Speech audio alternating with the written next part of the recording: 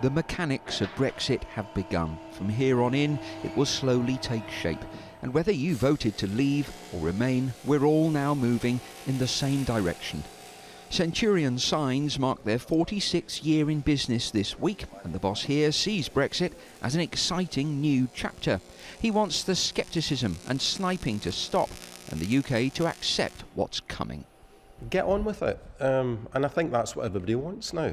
I mean, this anti-democratic behaviour that's going on with all the doom and gloom merchants. At the end of the day, the people voted and they want to leave the European Union, and we have to get on with it. That's the cards that we've been dealt. We must play them. We are heading for the door out of the EU, so ask these sign makers to spell it out. But now the switch has been flicked, where does Brexit take us? Come on. Players at the Bainfield Bowling Club can remember life before we stepped into Europe. What do they want now that we're stepping away? I would hope that my standard of living is not going to be any worse.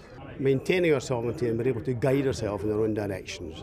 Reasonable access from people who live in Europe to here, and from people here who want to work in Europe.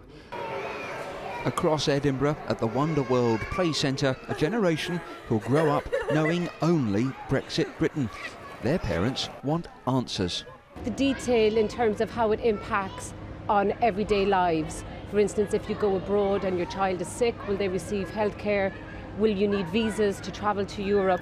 What are the phone charges going to look like? I think it's everyday life, and that's the detail that people need rather than the higher aspirations. I still feel really sad about it. I just wish it wasn't happening at all. I suppose what I want is for things to stay as much the same as possible. I'm really worried about how it makes people feel about coming to this country. I like the idea of us being a welcoming place where people want to be, and I hate the idea that some of our neighbours, maybe from other places in the EU, don't feel wanted here.